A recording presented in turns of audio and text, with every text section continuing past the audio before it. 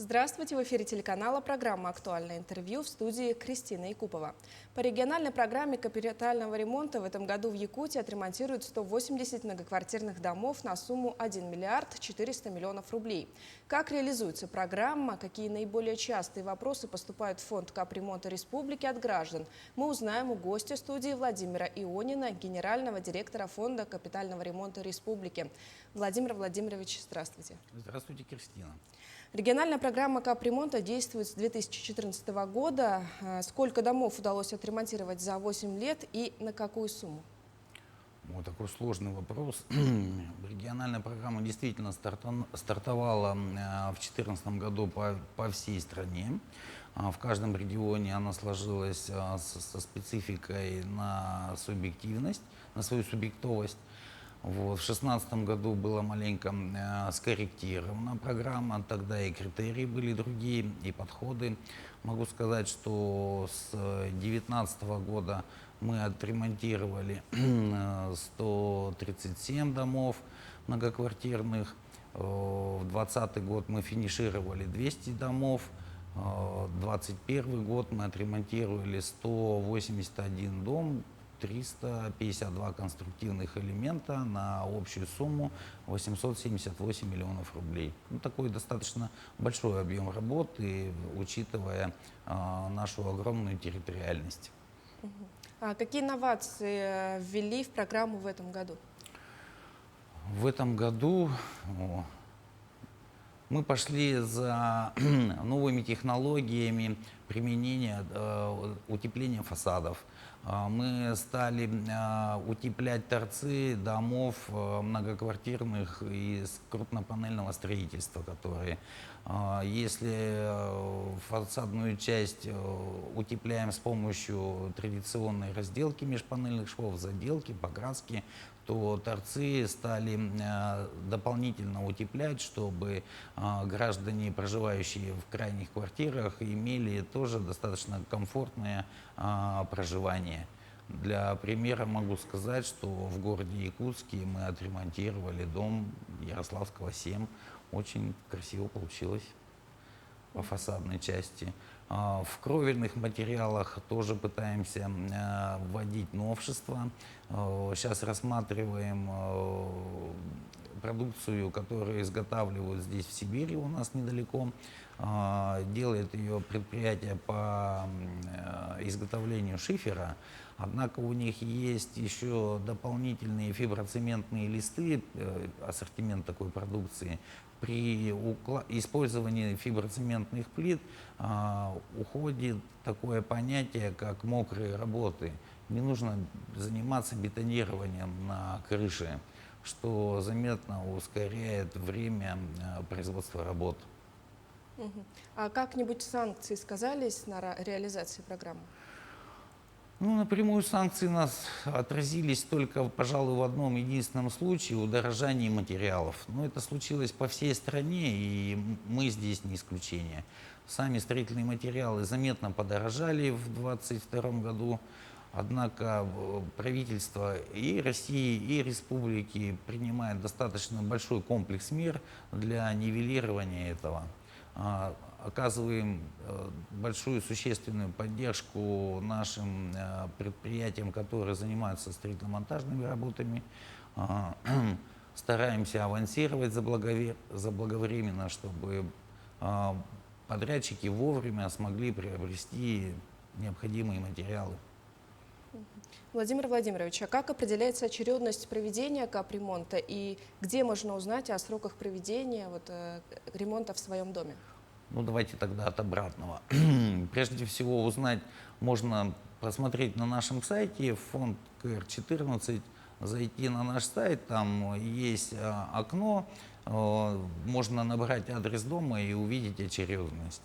А сама очередность формируется по бальной системе, в которую включены такие параметры, как годы постройки дома, конструктив, из чего построены дома, ну, они бывают деревянные, каменные, там, блочные, панельные.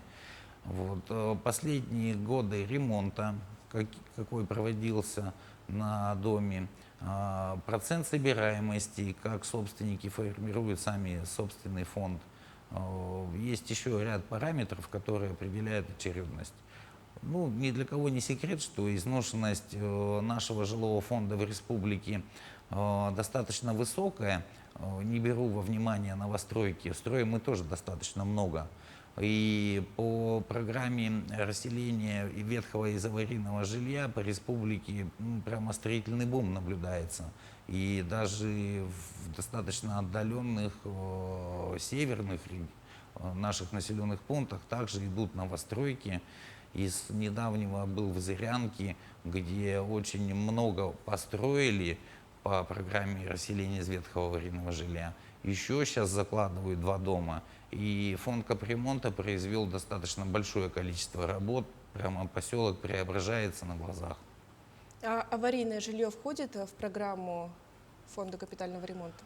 Ну, изначально все дома находятся в программе капитального ремонта, однако если присутствуют признаки аварийности, это из первичных конструктивный износ свыше 70% любого основного конструктивного элемента, фасад, фундамент, либо крыша, то такие дома, да, признаются аварийными, они уходят из программы капремонта, мы перестаем начислять гражданам, и дальше такие дома попадают в программу расселения из ветхого аварийного жилья.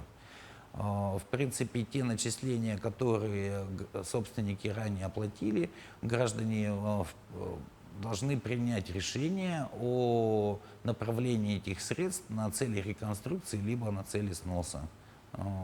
Такой пример тоже есть. А какие работы производятся по капремонту? Ну, мы изначально ремонтируем фундаменты, подвалы, фасады. В фасады входят входные группы, это крыльца, окна в подъездах, козырьки, перила. Мы делаем всю инженерку, электроснабжение, горячее холодное водоснабжение, водоотведение, теплоснабжение, газоснабжение. Мы меняем полностью лифты, ремонтируем лифтовые шахты. У нас есть такие виды работ, как разработка проектно-сметной документации, строительный контроль, государственная экспертиза. А входит ли в программу ремонт подъездов? Ремонт подъездов, ну, встречаются регионы, в которые этим занимаются, например, город Москва, где фонды капремонта ремонтируют подъезды. Но там другое финансирование субъектовое и другая нормативная база. Сама администрация муниципального образования город Москва приняли такие нормативные акты, выделяют на это дополнительные средства. Мы ремонтами подъездов как таковыми не занимаемся. В подъездах мы делаем лифты, мы делаем электричество, меняем до приборов учета потребителя. Мы делаем в подъездах отопление, меняем окна, входные группы, а косметический ремонт это уже возлагается на управляющую компанию в качестве текущего ремонта, текущего поддержания. А вообще люди довольны, вот, что проводят ремонт? Ну, буду честен, в больших городах, да, встречается достаточно много строителей, юристов, экономистов, коммунальщиков, которые все знают и все умеют. Есть достаточно много, скажем так, непонимания в самом начале, когда мы заходим с капремонтом. Однако, когда уходим после проведения капремонта, и люди видят результаты, то, что они получили в итоге обновленные сети, новенький фасад, там, новое крыльцо, там, крыша не течет, то, скажем так, мнение кардинально меняется в сторону положительного. А есть ли жалобы? Ну, не без этого. Не ошибается тот, кто ничего не делает. Бывает, жалуются. Скажем так, достаточно много выходят на меня лично. Я трубки беру, все жалобы отрабатываем. Бывает, жалуются в Госстройжилнадзор, в прокуратуру. Те все на особом контроле, каждую жалобу отрабатываем индивидуально.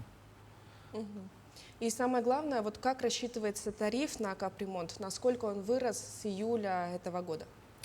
Ну, во-первых, тариф с июля этого года не вырос вообще никак.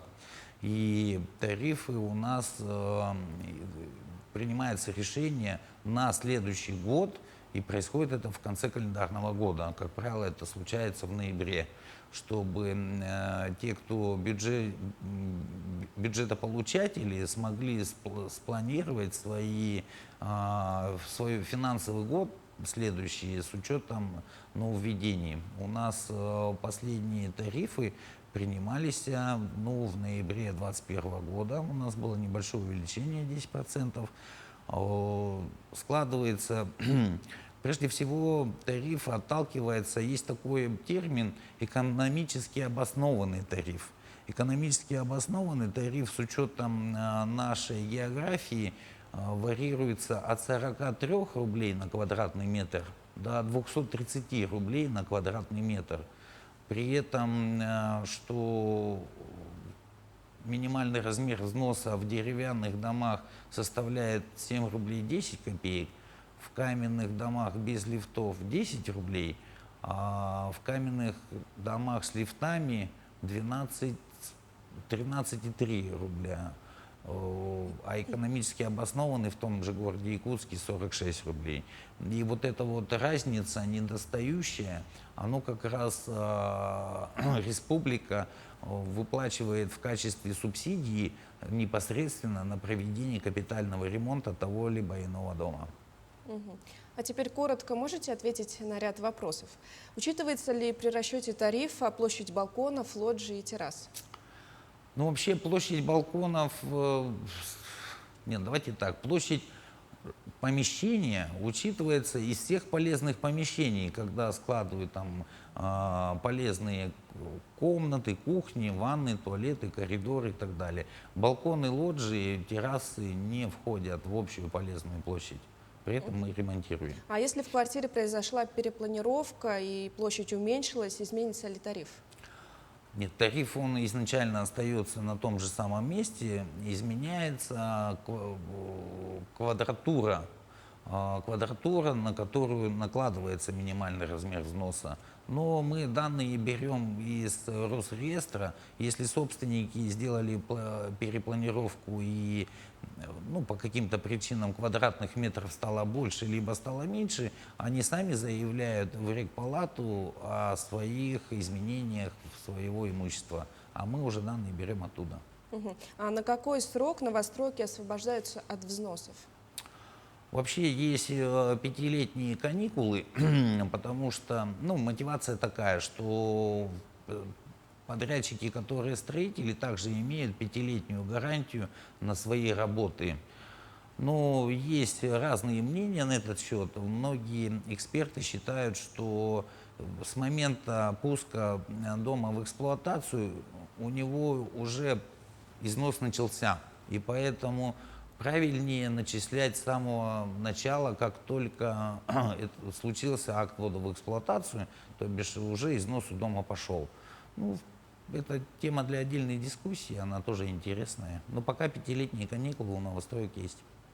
Какой процент многоквартирных домов решили копить средства на специальном счете? В каком случае это выгодно делать? Пожалуй, знаете как, выгодно спецсчет – это большие многоквартирные дома, многоэтажные, многоподъездные, потому что собираемость у них достаточно будет высокая в физическом выражении объема денег накопленных. У нас не очень большая тенденция по спецсчетам, у нас их 106 спецсчетников, которые держат отдельно спецсчета.